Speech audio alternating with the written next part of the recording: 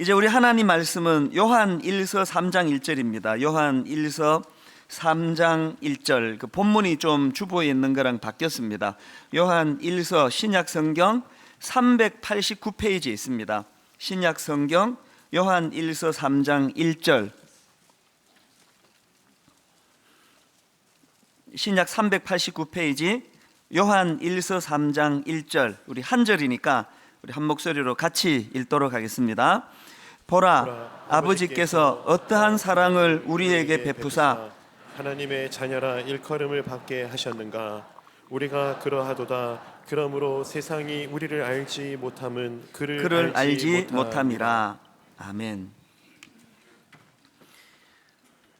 유명한 화가인 빈센트 반 고흐가 자기 동생 테오에게 쓴 편지들을 이제 묶어가지고 책이 한 권 나왔는데 그 책 제목이 반 고흐 영혼의 편지, 이런 제목의 책입니다. 그 책에 보면은 이 고흐가 자기 동생에게 쓴 내용 중에 이런 대목이 있습니다. 될 수 있으면 많이 감탄해라. 많은 사람들이 충분히 감탄하지 못하고 있으니까. 사실 어느 세상의 형이랑 똑같은 마음으로 자기 동생이 이 땅에서 참 기쁘고 행복하게 살기를 원하는 마음으로 이런 권면을 하는 것을 제가 보았는데, 저도 여러분들이 주 안에서 제 형님이고 또 아우고 어머니고 한 형제 자매다 보니까 이 고흐가 자기 동생이 잘 되기를 바라는 것과 똑같은 마음으로 저는 우리 성도님들이 이 땅에서 행복하기를 원합니다. 그래서 그런 마음으로 똑같은 권면을 저도 드리고 싶은데요. 될 수 있으면 많이 감탄하십시오. 많은 사람들이 충분히 감탄하지 못하고 있는 세상이니까요. 그래서 올 한 해는 감탄이 많은 한 해가 되시기를 바랍니다. 사실 우리 기독교는 감탄의 종교다 그렇게 말해도 크게 과언은 아니라고 생각합니다. 창세기에 보면은 하나님께서 천지를 창조하실 때 얼마나 자주 하나님의 감탄이 표현되고 있는지 모르겠습니다. 창세기 1장 4절에 보니까 빛이 하나님이 보시기에 좋았더라. 10절에 하나님이 뭇을 땅이라 부르시고 모인 물을 바다라 부르시니 하나님이 보시기에 좋았더라. 12절 땅이 풀과 각기 종류대로 씨 맺는 채소와 각기 종류대로 씨 가진 열매 맺는 나무를 내니 하나님이 보시기에 좋았더라. 18절 낮과 밤을 주관하게 하시고 빛과 어둠을 나뉘게 하시니 하나님이 보시기에 좋았더라. 21절 하나님이 큰 바다 짐승들과 물에서 번성하여 움직이는 모든 생물을 그 종류대로, 날개 있는 모든 새를 그 종류대로 창조하시니 하나님이 보시기에 좋았더라. 25절 하나님이 땅의 짐승을 그 종류대로, 가축을 그 종류대로, 땅에 기는 모든 것을 그 종류대로 만드시니 하나님이 보시기에 좋았더라. 이렇게 계속 하나님의 감탄이 계속되다가 그 절정이 마지막 31절에 이릅니다. 하나님이 지으신 그 모든 것을 보시기에 심히 좋았더라.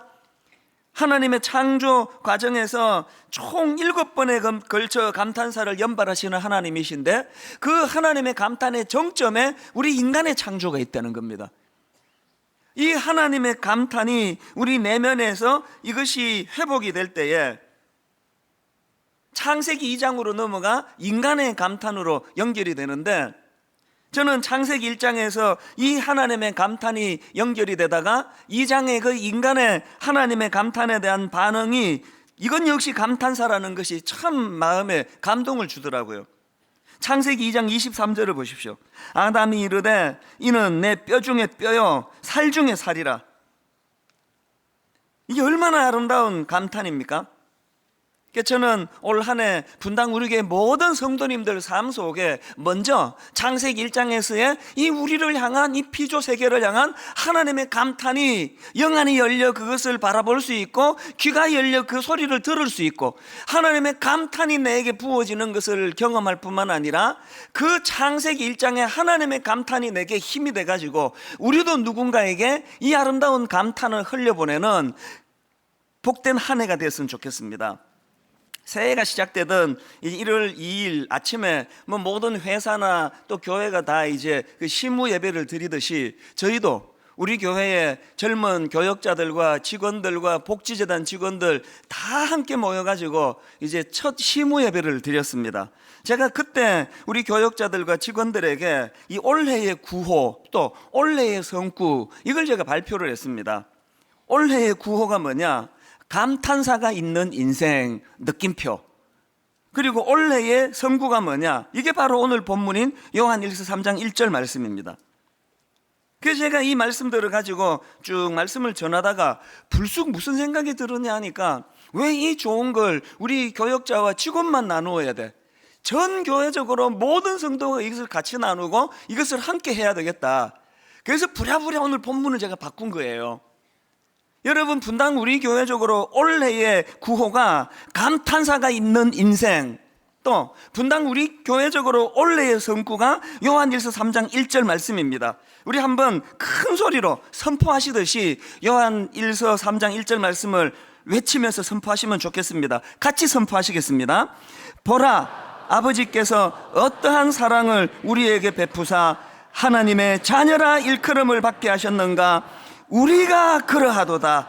그러므로 세상이 우리를 알지 못함은 그를 알지 못함이라. 우리말 성경은 표현이 좀 밋밋한데요, 이 영어 성경을 뒤져보면은 여기에 우리가 그러하도다 이 부분에 what we are 하고 느낌표가 있더라고요. what we are 혹은 so we are. 이 느낌표가 뭘 말해주겠습니까? 이 감탄인 거예요. 보라, 우리가 그러하도다. 신문을 펼쳐보니까 2015년도는 작년보다 훨씬 더 어려워질 것이다. 경제도 어렵고 이것도 어렵고 저것도 어렵고 온통 우울한 전망이 난무하는 가운데 분당 우리 교회 성도님들은 그것을 역주행해가지고 거꾸로 거슬러 올라가가지고 현실과 상황이 어떤 상황이든 관계없이 이 날 구원해 주신 하나님 십자가 은혜, 이 감격으로 말미암아 보라, 우리가 그러하도다. what we are.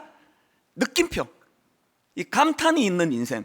저는 우리 모든 성도님들 삶에 올 한 해가 감탄이 있는 인생이 되기를 바랍니다. 중요한 건 뭐냐 하면은 정말 우리 삶이 이 감탄사가 있는 인생이 되기 위해서는 꼭 회복해야 될 몇 가지가 있는데 제가 단어 3개로 이것을 풀어보았습니다. 올 한 해 이 3 단어가 여러분 마음에 잘 간직이 되면 좋겠는데요, 첫 번째 회복해야 될 단어가 뭐냐? 긍지라는 단어의 회복입니다. 해병대 하면은 뭐 긍지와 자부심으로 뭉쳐진 부대다라는 거는 군대 안 간 여성들도 다 아는 이야기 아닙니까? 그런데 제가 들어보니까 이 해병대는요, 그 부대원들에게 긍지를 심어주기 위해 가지고 이 신참 훈련생 시절부터 끊임없이 외워서 반복 복창시키는 이 해병대의 긍지라는 구호가 있다는 겁니다. 내용이 이렇습니다. 나는 국가전략기동부대의 일원으로서 선봉군임을 자랑한다. 하나, 나는 찬란한 해병대 정신을 이어받은 무적해병이다. 둘, 나는 불가능을 모르는 전천후 해병이다. 셋, 나는 책임을 완수하는 충성스러운 해병이다. 넷, 나는 국민에게 신뢰받는 정예 해병이다. 다섯, 나는 한 번 해병이면 영원한 해병이다. 이 5가지 구호를 끊임없이 복창하게 한다는 거예요. 그래서 제가 이 5 내용을 가만히 보면서 오늘 예수 믿는 우리도 우리 안에 이 그리스도인의 긍지를 살리기 위해 가지고 오늘 본문 요한일서 3장 1절 말씀을 아침마다 복창하고 저녁마다 외우고 가정 예배를 드리며 자녀들과 함께 선포하고 참 그랬으면 좋겠다. 하나님의 자녀된 우리 안에 이 보라, 우리가 그러하도다. 여러분, 이 한 해 내내 여러분 가정적으로 개인의 심령 속에 이 요한 1서 3장 1절 말씀이 마음속에 끊임없이 되뇌어지는 복된 한 해가 되시기를 바랍니다. 그래서 제가 시무 예배 때 이 본문을 가지고 말씀을 나누면서 제가 교역자들과 직원에게 한 가지 약속을 했습니다. 무슨 약속을 했냐니까요, 저는 여러분들이 이 자리에 분당 우리 교회 교역자로 앉아있는 게, 우리 교회 직원으로 앉아있는 게 이것이 여러분 삶의 긍지가 됐으면 좋겠다.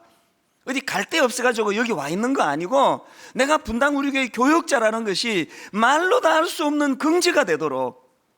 근데 한 가지 약속을 하는데, 여러분이 이 교회에 있음으로 생기는 긍지를 뺏는 짓은 내가 하지 않겠다. 내가 여러분을 위하여 해드릴 수 있는 게 많이 있는데 일도 줄여줄 수 있고 휴가도 줄 수 있고 뭐 밥도 사줄 수 있고 많이 내가 해줄 수 있는 게 많지만 내가 여러분에게 해줄 수 있는 가장 중요한 것은 바로 이거라고 생각한다. 여러분이 분당 우리 교회 교역자라는 것이, 직원이라는 것이 수치스럽고 부끄럽지 않도록 내가 그 기쁨을 뺏지를 않겠다. 왜 이런 약속을 했냐 하니까요, 사실 이게 저는 저의 30대 시절에 저의 담임 목사님이셨던 옥하는 목사님에 대한 사랑의 빛 때문이에요.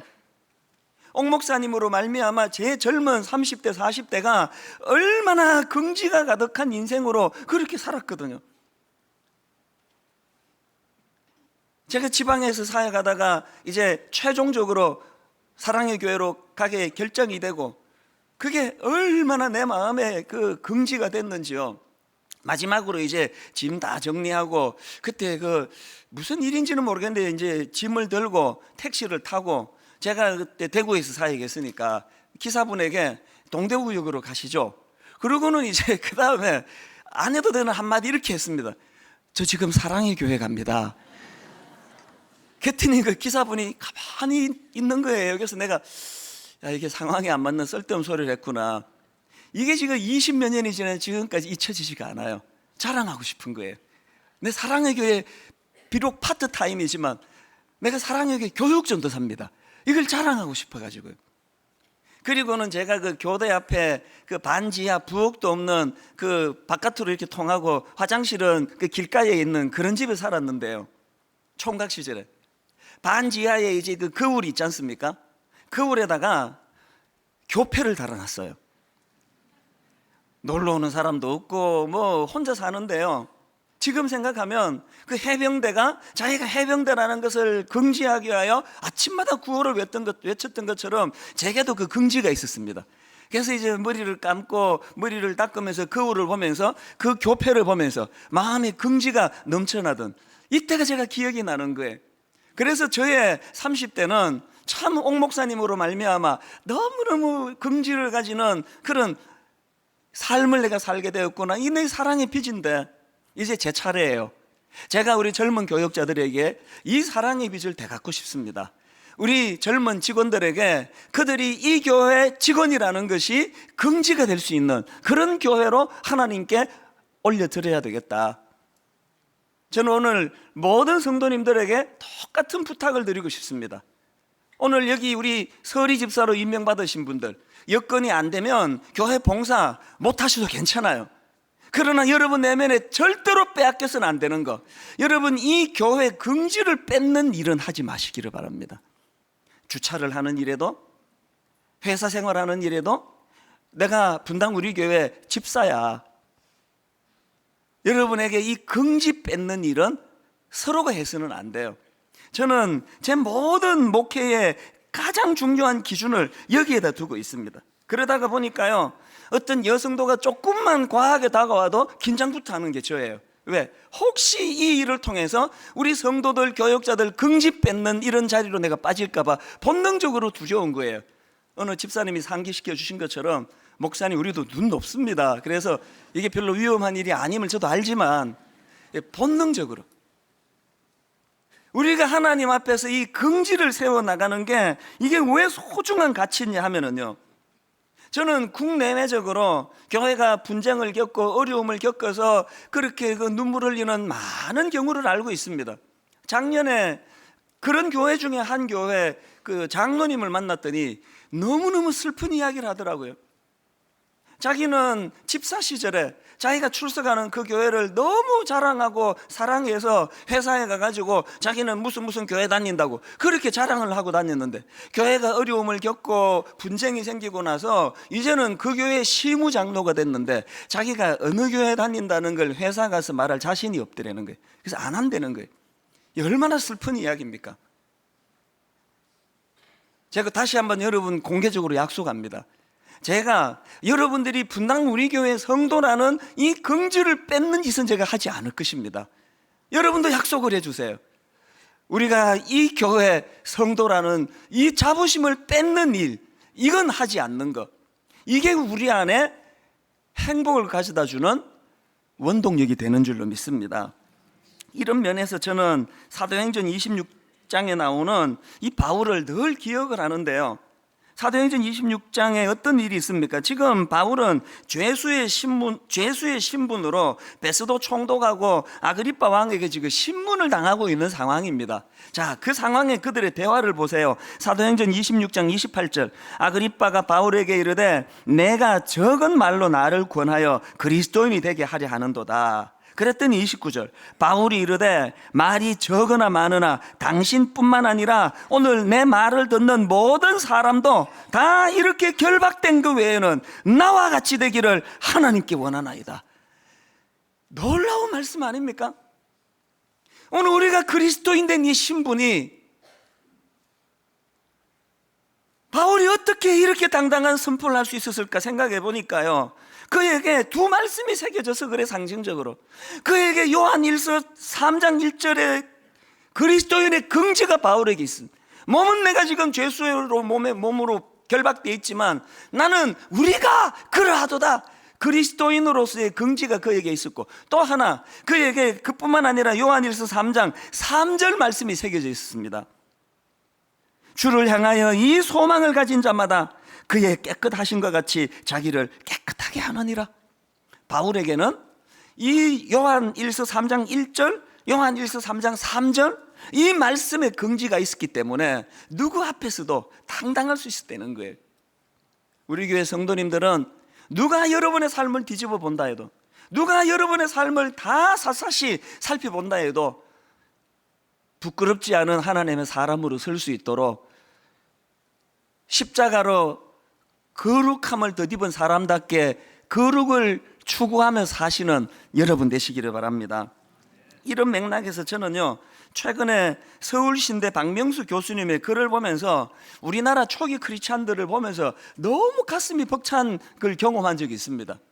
지금이야 뭐 1000만이다 그러고 온 동네가 그냥 붉은 십자가로 건물을 다 장악했는데요, 조선시대에 미미한 숫자의 크리스찬인데 그들의 긍지를 저는 너무 놀라워했습니다.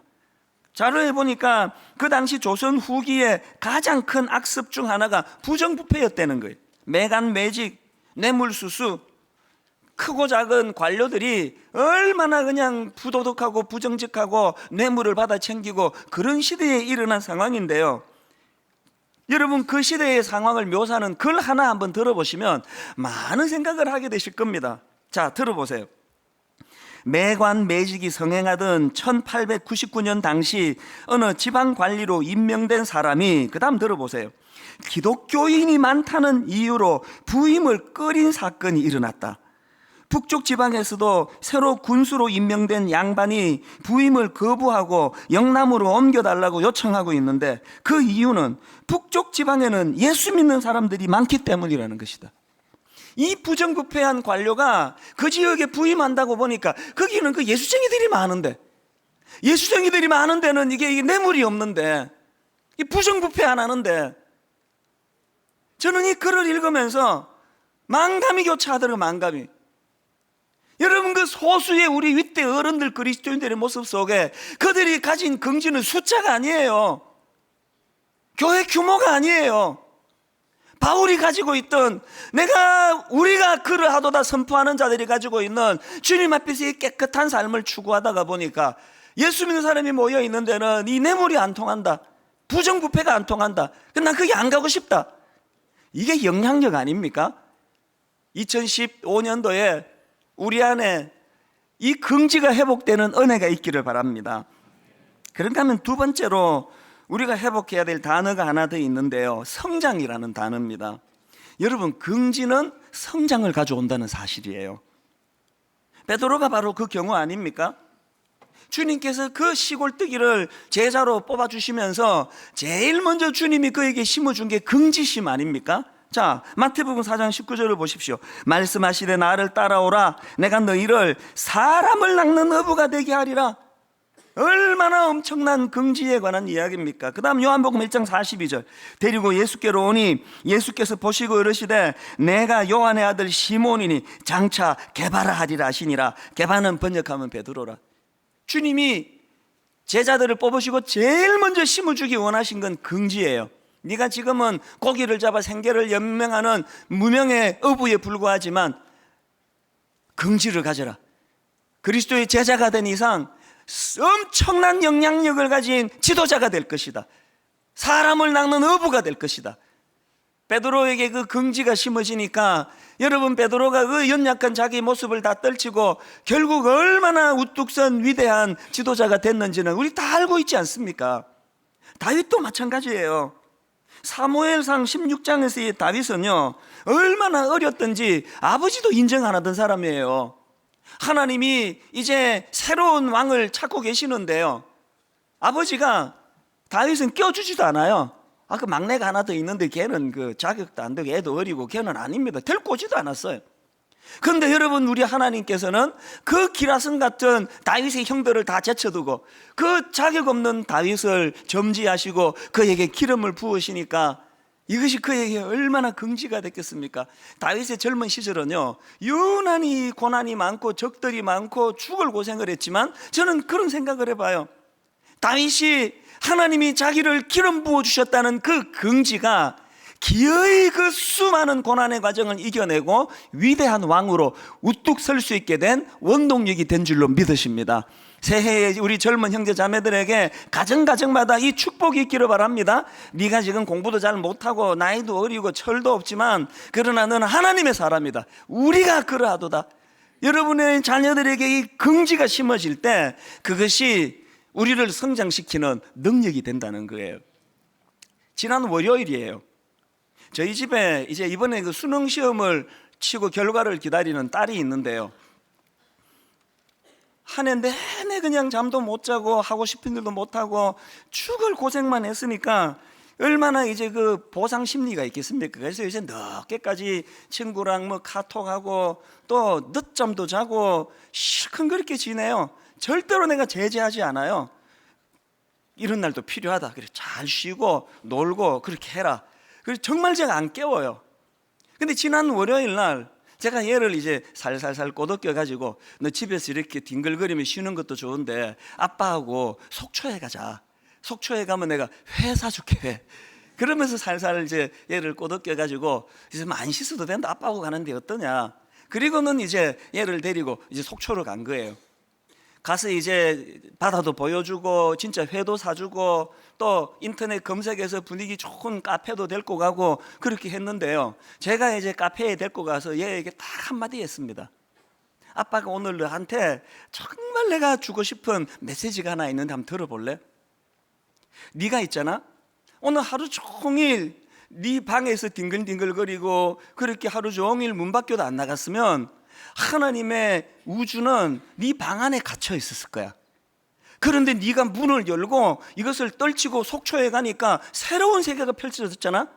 바다가 있고 이 아름다운 카페가 있고 식당이 눈에 보이고 속초까지 오는 과정에 수많은 풍경이 있고, 네 인생의 이 날을 잊지 말거라. 네가 네 스스로를 제한해서 네 방 안에 너를 가두면은 하나님의 세계는 그렇게 좁은 세계가 돼. 그러나 이걸 떨치고 커튼을 열어젖히고 바깥 세계로 달려나가면 네가 지금까지 구경도 해보지 못한 놀라운 새로운 세계가 네 앞에 펼쳐져 있을 거야. 근데 이야기를 하면서 보니까 얘가 약간 좀 감동을 받는 것 같아요. 보통 때는 제 얘기 들으면 이제 막 시계 쳐다보고 이러는데 감동을 받는 것 같아서 내 속으로 월요일날 피곤한데 내가 여기까지 오길 잘했다, 그런 생각을 했는데요, 여러분이 주 안에서 제 형님이고 누나고 동생들 아닙니까? 똑같은 마음으로 제가 여러분 한 분 한 분 속초로 모시고 가가지고 회 사드리면서 이 말씀을 드리고 싶은데요, 형제가 좀 많다 보니까 회는 각자 사드시고요, 꼭 속초에 한번 가세요. 강릉도 좋습니다. 하나님이 우리에게 주신 세계는 그 넓이와 깊이는 내가 결정하는 거예요. 내가 내 인생을 내 독방에 가둬놓고 커튼 닫아놓고 있으면 하나님의 세계는 그렇게 좁은 세계밖에 안 되는 거예요. 그러나 문을 열고 박차고 나가면은 그만큼 하나님의 세계가 넓어지는 거 아닙니까? 롯과 아브라함의 차이가 바로 그거 아닙니까? 창세기 13장 14, 15절 한번 보시기 바랍니다. 롯이 아브라함을 떠난 후에 여호와께서 아브라함에게 이르시되 너는 눈을 들어 너 있는 곳에서 북쪽과 남쪽 그리고 동쪽과 서쪽을 바라보라. 보이는 땅을 내가 너와 내 자손에게 주리니 영원히 이르리라. 롯의 치명적인 결함이 뭡니까? 이 놀라운 하나님의 말씀이 들리지 않으니까, 무궁무진한 놀라운 하나님의 세계가 안 보이니까 세상이 그 썩어 빠진 소돔을 택해가지고 그렇게 같이 망해버린 게 이게 롯 아니냐고요. 저는 분당 우리 교회 모든 성도님들이 그리스도의 십자가로 인한 긍지가 회복되기를 바랍니다. 나는 택함받은 하나님의 자녀야. 이 긍지가 나를 눈을 동서남북으로 뜨게 해주시는 하나님의 말씀이 들어오는, 그래서 이것이 우리를 성장시킴으로 말미암아, 누가 저보고 작년에 그러더라고요. 목사님, 2014년도가 목사님의 전성기입니다. 내가 속으로 이야기했습니다. 천만의 말씀이에요. 어떻게 내 전성기가 이렇게 하고 끝나겠냐고. 하나님이 얼마나 무궁무진하신데 내 전성기는 아직 안 온 거예요. 내 전성기는 아직 죽을 때까지 안 올 거예요. 오늘 여러분이 누가 여러분에게 뭐라고 이야기하든지 간에 여러분의 전성기는 아직 오지 않았습니다. 여러분 생애에 가장 좋은 것은 아직 오지 않았습니다. 2015년도 여러분에게 이 눈이 떠여지는 은혜의 한 해가 되시기를 바랍니다. 그런가 하면 세 번째로, 감탄사가 있는 인생이 되기 위해서 회복해야 될 게 하나 더 있는데요, 나눔이라는 단어를 회복하셔야 됩니다. 여러분, 우리 교회의 구호 같은 말씀, 로마서 12장 15절 잊지 마시기를 바랍니다. 즐거워하는 자들과 함께 즐거워하고 우는 자들과 함께 울라.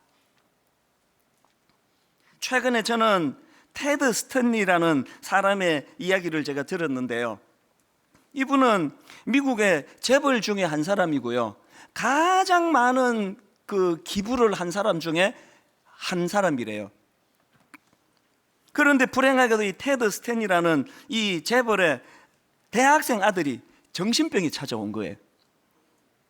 그 아들이 정부 요원이 자기를 미행하고 있다는 이 망상에 빠져가지고요, 세상에 사흘 밤낮을 뉴욕의 지하철 터널 뒤에서 누가 자기를 잡으러 오니까 미친 듯이 사흘 밤낮을 그렇게 뛴 적도 있고요,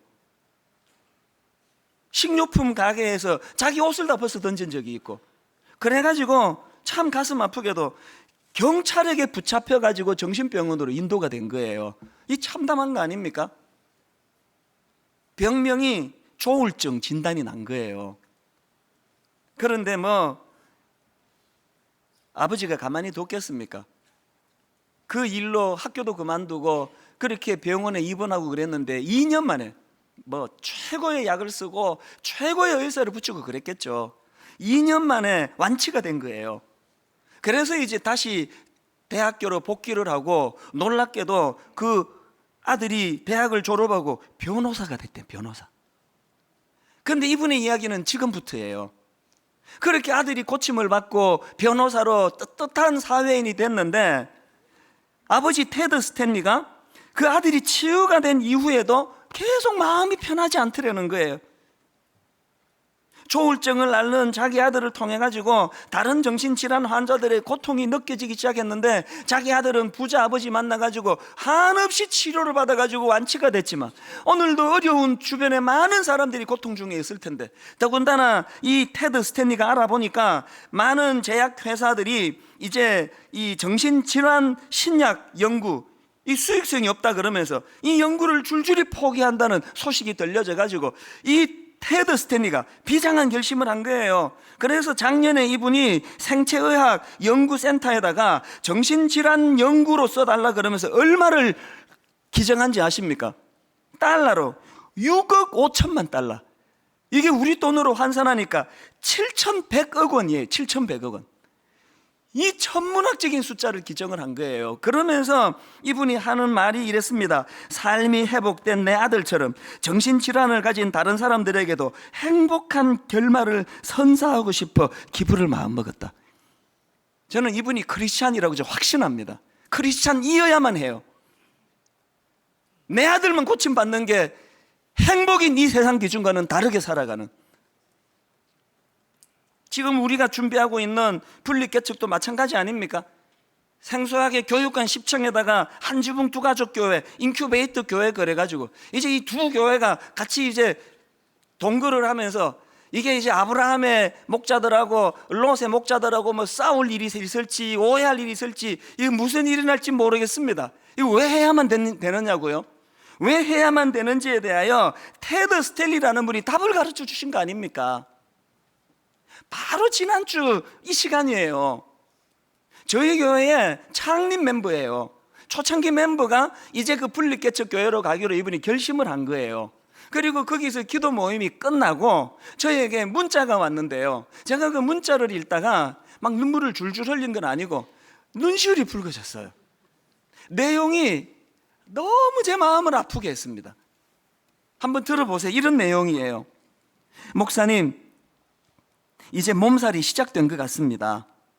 왜 이렇게 몸도 마음도 무겁고 아파오는지요? 같은 건물 안에 있어 우리 교회 나오는 심정이어서 교회를 옮긴다는 것에 실감을 못했는데 왜 이렇게 몸이 무겁고 아파오는지요? 우리 교회에서 예배 드리고 기도회에 참석하는 발걸음이 너무 무겁습니다. 우리 교회에서 옮겨가는 것, 이건 보통 어려운 일은 아닌 것 같습니다. 누군들 가고 싶겠는지요? 나는 아니라는 성도들의 심정이 저는 이해가 됩니다.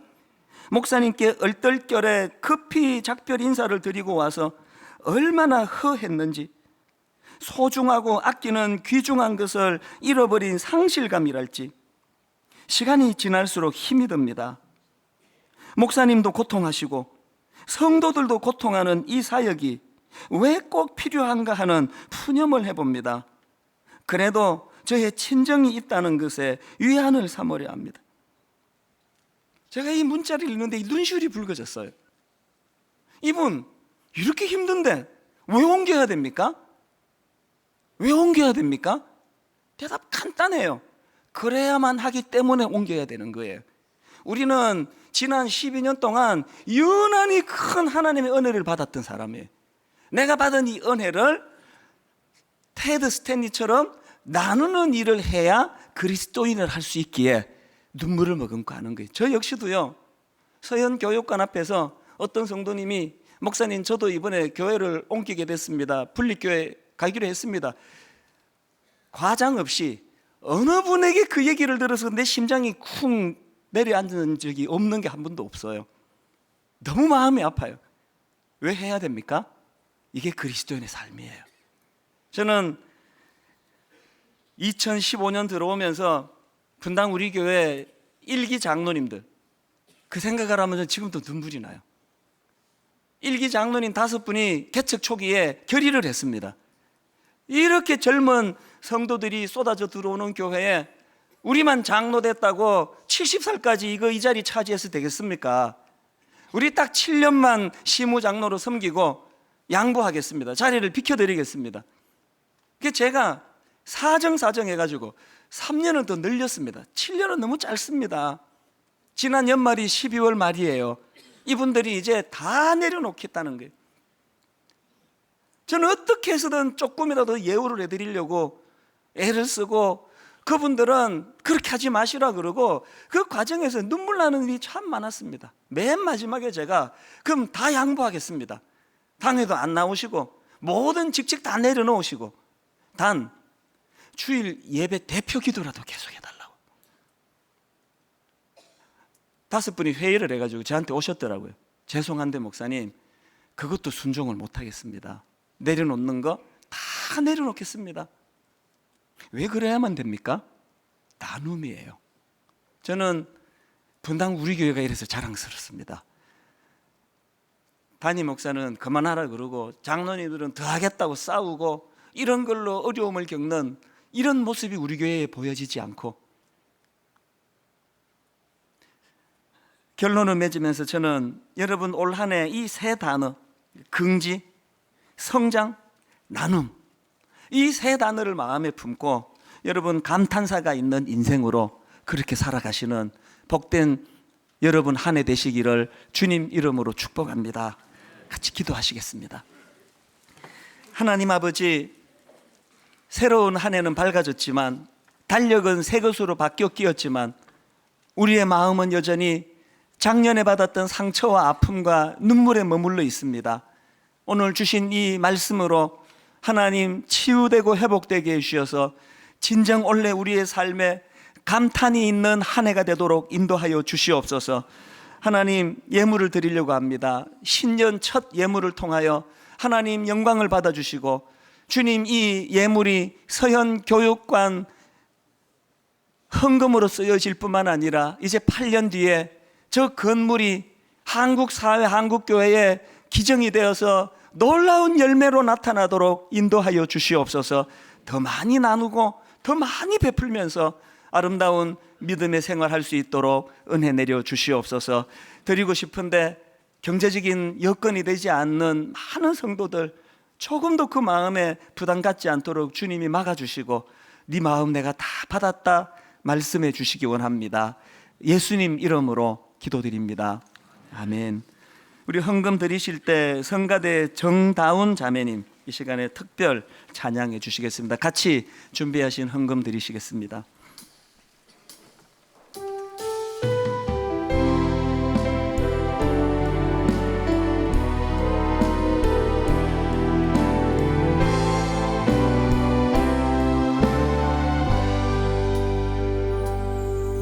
지금 서 있는 이곳에서 높임을 받으소서.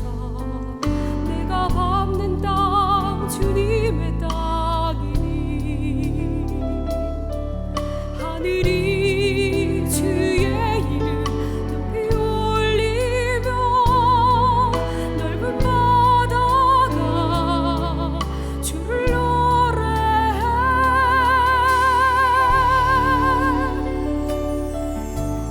모든 만물 주를 경배해. 모든 입술 주를 찬양해. 천지를 만드신 만물의 통치자 높임을 받으소서. 내 평생에 주의 이름 높이며 어느 곳에 서든지 주님을 예배하리라. 내가 밟는 모든 땅 아버지의 영광이 선포되어야 하리. 찬양하며 주님을 예배할 때 하늘 가득한 주의 영광 보리라. 나를 통하여 나의 입술을 인하여 주의 이름 높임을 받으소서. 찬양하며 주님을 예배할 때 하늘 가득한 주의 영광 보리라.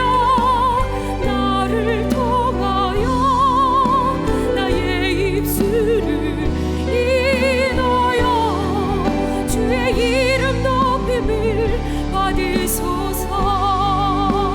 나를 통하여 주의 입술을 인하여 주의 이름 높임을 받으소서.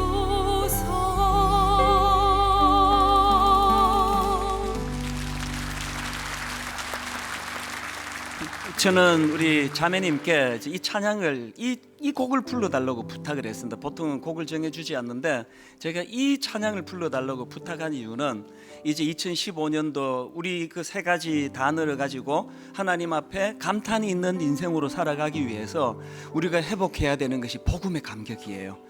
예배가 살아나야 되고, 그래서 이제 우리 새해부터 오늘 이미 하셨지만 매 예배 시작을 이 찬양으로 시작할 거예요. 이 편곡하신 목사님에게 제가 그 허락을, 이 곡을 사용하도록 허락을 받고 마음이 너무 뛰었습니다. 이제 여러분 지각하시면 안 됩니다. 매 시작할 때마다 이 찬양을 입술로 선포해드리고 그리고 하나님 앞에 예배의 자리로 나가실 텐데요. 이제 하나님 앞에 우리가 이 결단 각오를 가지고 한번 상징적으로 의미를 가지고 다 자리에서 일어나셔서 다시 한번 가사 한마디 한마디 보시면서 내 입술로 찬양하며 주님을 예배할 때 하늘 가득한 주의 영광을 보리라. 그래야 나 삶을 통하여 내 입술을 통하여 주님의 이름이 높임을 받으시는 영적 부흥이 일어날 줄 믿습니다. 우리 매 예배 시작 때 이제 부르게 될 이 찬양 마음에 새기시고 각인하시고 이 시간 선포해 드릴 때 하나님 앞에 감탄이 있는 한 해로 이끌어 주시기 원합니다. 갈망하며 우리 찬양 부르시겠습니다.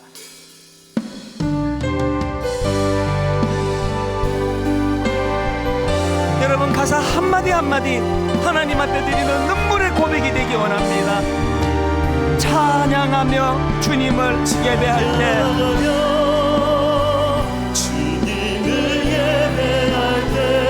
하늘 가득한 주의 영광 보리라. 나를 통하여 나의 입술을 인하여 주의 이름 높이를 받으소서.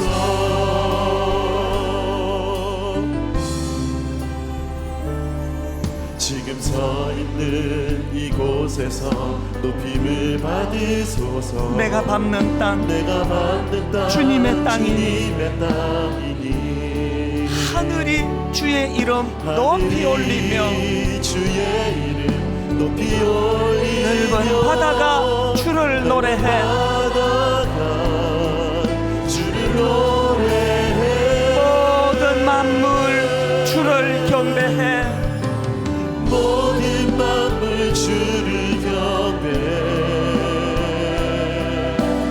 모든 입술 주를 찬양해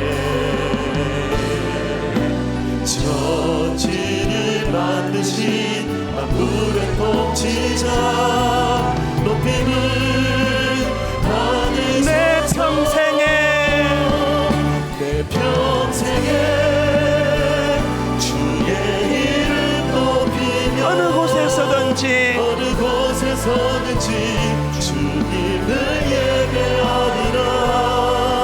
내가 갖는 모든 땅 아버지의 영광이 성도를 향하리.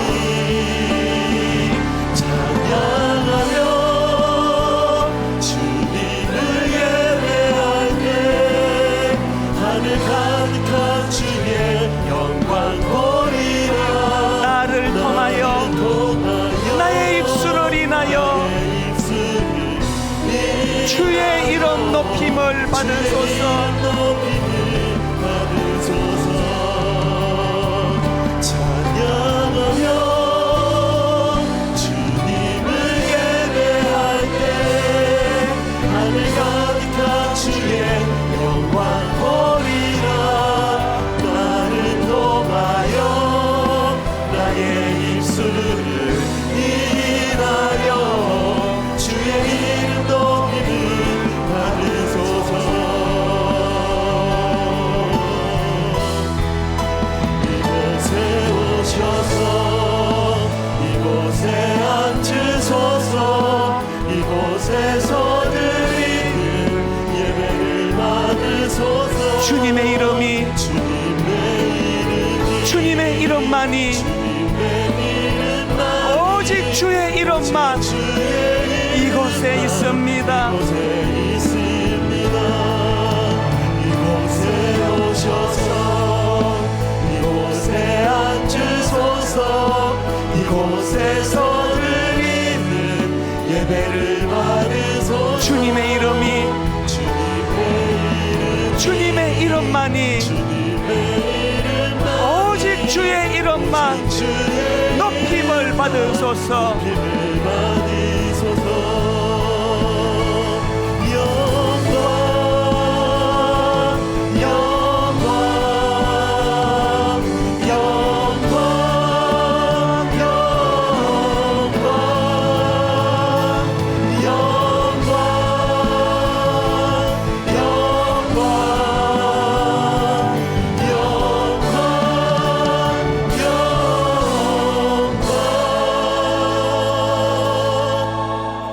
새해 첫 예배입니다. 하나님, 지난 한 해에 상했고 아팠고 낙심했고 좌절했던 것들 연장하지 않기를 원합니다.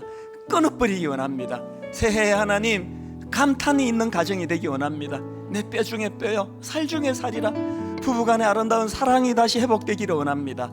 우리 자녀들이 꿈을 품고 달려가기를 원합니다.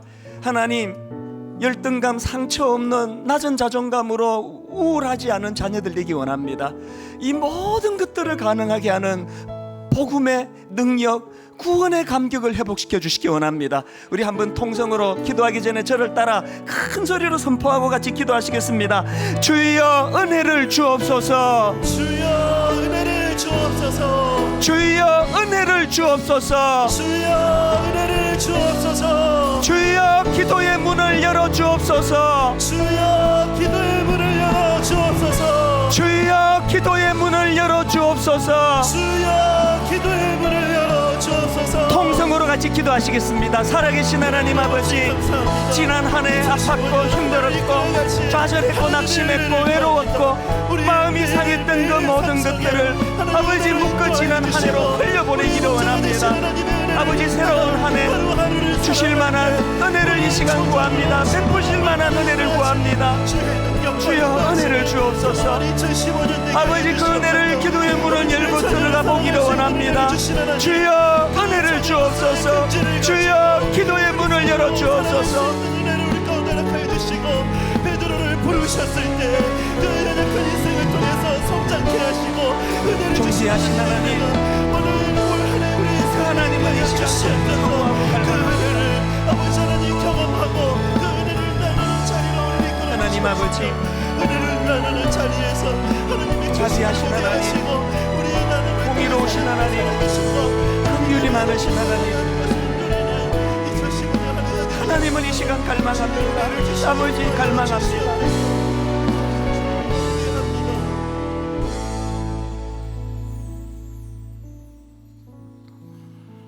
보라, 아버지께서 어떠한 사랑을 우리에게 베푸사 하나님의 자녀라 일컬음을 받게 하셨는가. 우리가 그러하도다. 그러므로 세상이 우리를 알지 못함은 그를 알지 못함이라. 하나님, 바울처럼 포박당에 묶여있는 죄수의 신분이랄지라도 여러분들이여, 나와 같이 포박당한 이것만 빼고 여러분 저와 같은 삶을 살기를 원합니다. 이 긍지와 자부심을 가지고 살아가는 귀한 복된 2015년 되도록 인도하여 주시옵소서. 우리 주 예수 그리스도의 은혜와 하나님 아버지의 다함없는 사랑과 성령님의 감동, 감화, 위로, 교통, 충만하심의 역사가 감격과 감사와 감탄이 있는 한 해, 그 한 해를 꿈꾸며 은혜를 구하며 예배하는 모든 주의 자녀들 머리 위에 지금부터 영원토록 함께 하시기를 간절히 축원하옵나이다. 아멘.